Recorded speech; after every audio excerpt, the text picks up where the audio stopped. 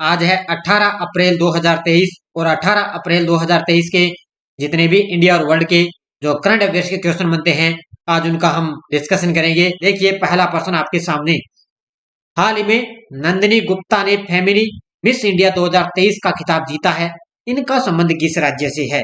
तो नंदिनी गुप्ता ने अब की बार फेमिनी मिस इंडिया 2023 का खिताब इन्होंने जीत लिया है और इनका संबंध है राजस्थान से। तो राजस्थान की है ये फेमिनी मिस इंडिया। कौन है?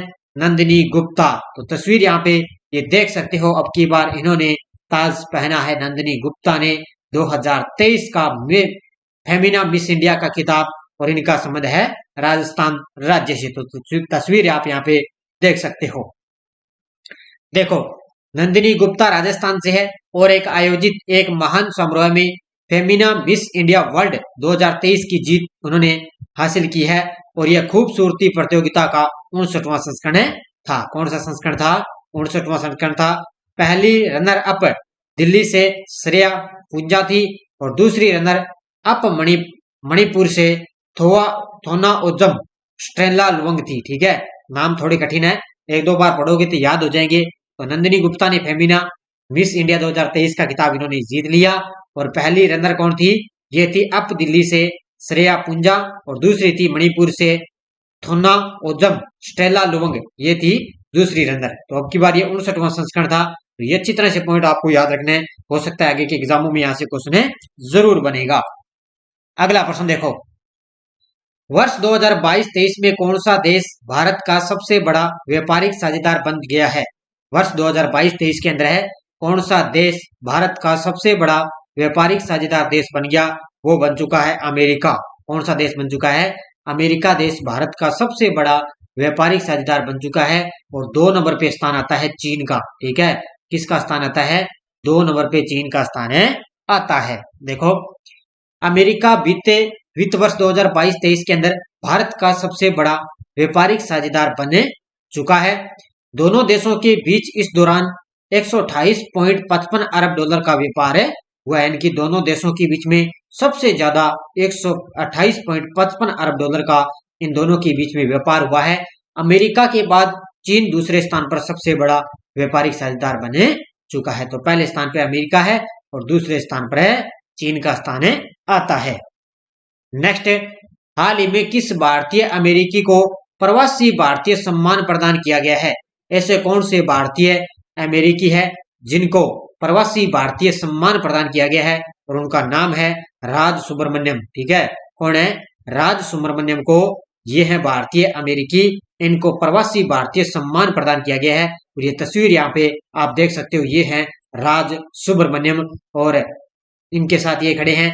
आपको पता है ये है, ध्यान रखना, अमेरिका के अंदर भारत के राजदूत है ये तरनजीत सिंह संधू, इनके द्वारा इनको ये सम्मान जिनको प्रदान किया गया कि इनको ये दिया गया है, राज सुब्रमण्यम को प्रदान किया गया है। देखो मुख्य तथ्य है, वैश्विक परिवहन दिग्गज फेडेक्स के सीईओ हैं ये और भारतीय अमेरिकी राज सुब्रमण्यम को प्रतिष्ठित प्रवासी भारतीय सम्मान प्रदान किया गया है।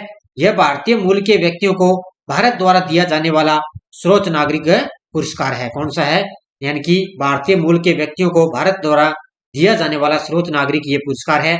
अमेरिका में भारत के राजदूत तरनजीत सिंह संधू ने इंडिया हाउस में आयोजित समारोह के अंदर 55 वर्षीय सुब्रमण्यम को यह सम्मान प्रदान किया है। तो ये एक पॉइंट आपके लिए शानदार है, अच्छी तरह से आपको इसको याद रखना है।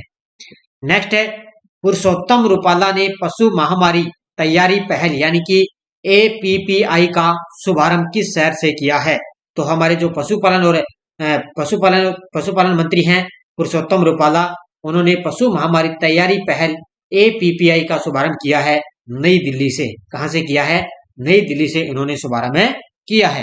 देखो 14 अप्रैल 2023 को मत्स्य पालन, पशुपालन और डेयरी के केंद्रीय मंत्री श्री पुरुषोत्तम रूपाला ने 2 महत्वपूर्ण पहलों, ठीक है, 2 महत्वपूर्ण पहलू, एक तो है पशु महामारी की तैयारी पहल APPI और एक है वन हेल्थ के लिए पशु स्वास्थ्य प्रणाली समर्थन यानी कि AHSSOH, ठीक है, परियोजना का शुभारंभ इन्होंने किया है। इन दोनों परियोजनाओं, 2 महत्वपूर्ण पहल है ये, इन दोनों पहलों का इन्होंने शुभारंभ किया। यह शुभारंभ भारत के राष्ट्रीय वन हेल्थ मिशन के तहत नई दिल्ली के इंडिया हैबिटेट सेंटर में किया गया और यह विश्व बैंक द्वारा वित्त पोषित होगा। किसके द्वारा होगा? ये विश्व बैंक के द्वारा इसको वित्त पोषित किया जाएगा। नई दिल्ली के अंदर इसका सेंटर के अंदर इसका शुभारंभ किया जा चुका है। अगला प्रश्न, हाल ही में अंतर्राष्ट्रीय उड़ान सुरक्षा मानकों में कौन सा देश शीर्ष स्थान पर बरकरार है? अंतर्राष्ट्रीय उड़ान सुरक्षा मानकों में कौन सा देश शीर्ष स्थान पर बरकरार है? और वो है अपना देश भारत। ठीक है, कौन सा देश है? अपना देश है भारत। देखो, भारत की अंतर्राष्ट्रीय विमानन सुरक्षा मूल्यांकन रेटिंग को श्रेणी के एक रूप में पुनः पुष्टि इनको दी गई है। देश विमानन सुरक्षा निरीक्षण के लिए वैश्विक मानकों को पूरा करता है। तो ये एक पॉइंट आपके याद रखना है, इतना याद रखना है कि भारत है जो अंतर्राष्ट्रीय विमानन सुरक्षा मूल्यांकन रेटिंग के अंदर सबसे टॉप पर चल रहा है। किस देश ने बारिश की निगरानी के लिए मौसम उपग्रह लॉन्च किया है? किस देश ने बारिश की निगरानी के लिए मौसम उपग्रह लॉन्च किया?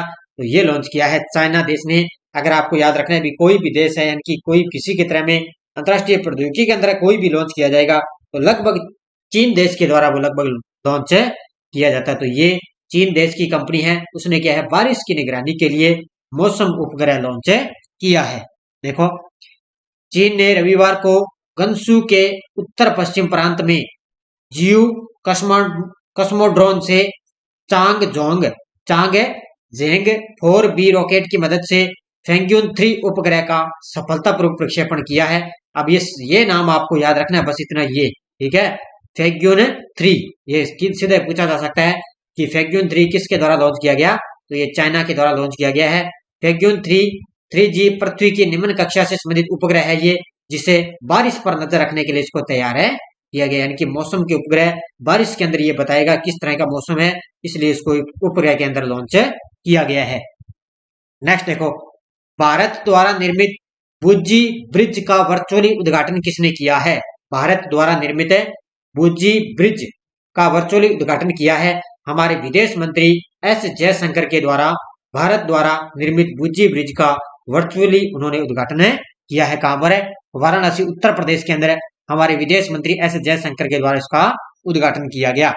देखो, डॉक्टर जयशंकर ने भारत द्वारा निर्मित बुज्जी, ठीक है, बुज्जी ब्रिज का वर्चुअली इन्होंने उद्घाटन किया है। 132 किलोमीटर के टिक्का बुज्जी नोवा सोफाला रोड प्रोजेक्ट का ये हिस्सा है और भारत द्वारा निर्मित इस ब्रिज का मोजाम्बिक और भारत के बीच दोस्ती और सहयोग का प्रतीक है। देश आपसे पूछे किसके बीच में है? भारत और मोजाम्बिक देश के बीच में इस सहयोग का ये प्रतीक है। ब्रिज का निर्माण किया गया है, जिसका उद्घाटन किया है डॉक्टर एस जयशंकर ने। इस बुज्जी ब्रिज का वर्चुअली उन्होंने उद्घाटन किया है। किस राज्य का बिहू नृत्य ने गिनीज वर्ल्ड रिकॉर्ड बनाया है? अब ये आपको पता होना चाहिए कि जो ये बिहू नृत्य है ये किस राज्य का है। तो यही से आपको पता चल सकता है, क्योंकि जीके की तरह भी ये क्वेश्चन आपके लिए बन सकता है। तो बिहू नृत्य है असम राज्य का। ठीक है, यानी कि असम राज्य का बिहू नृत्य ने गिनीज वर्ल्ड रिकॉर्ड बनाया है। देखो, असम ने एक ऐतिहासिक उपलब्धि हासिल की है, जिसमें वह Guinness book of world record में दर्ज हुआ है। उन्होंने एक स्थान पर लगभग 11,000 नृत्यकारों और ढोल वादकों के साथ पारंपरिक बिहू नृत्य का प्रदर्शन किया है। ठीक है, असम ने एक ऐतिहासिक उपलब्धि हासिल किया है, जिसने क्या है Guinness book of world record में नाम दर्ज किया है। किसने? असम का बिहू नृत्य ने। 11,000 नृत्यकारों ढोलक के साथ उन्होंने बिहू नृत्य का प्रदर्शन किया है। अगला प्रश्न, आईपीएल में सबसे तेज 100 विकेट लेने वाले खिलाड़ी बने हैं। आईपीएल के अंदर 100 यानी कि सबसे तेज 100 विकेट लेने वाले खिलाड़ी बने हैं, जिनका नाम है कसिगो रबाडा। ठीक है, ऑप्शन नंबर डी कौन है? कसिगो रबाडा है। ये आईपीएल के अंदर सबसे तेज 100 विकेट लेने वाले खिलाड़ी बन चुके हैं। देखो, पंजाब किंग्स और गुजरात टाइटंस के बीच में आयोजित हुए मुकाबले में कंगिसो रबाडा ने एक महत्वपूर्ण उपलब्धि हासिल की। इन्होंने अपना 100वां विकेट भारतीय प्रीमियर लीग यानी कि आईपीएल के अंदर लिया है। यानी कि इन दोनों के बीच में यह मैच जो खेला गया था पंजाब की किंग्स 11 पंजाब है और गुजरात टाइटंस के बीच में, तो इन दोनों के जब बीच में मैच खेला गया तब इन्होंने इस मैच में 100वां विकेट भारतीय आईपीएल के अंदर उन्होंने लिया है। किसने ये लिया है? कागिसो रबाडा ने एक महत्वपूर्ण उपलब्धि हासिल की, यानी कि 100 विकेट लेने वाले ये पहले खिलाड़ी बन चुके हैं।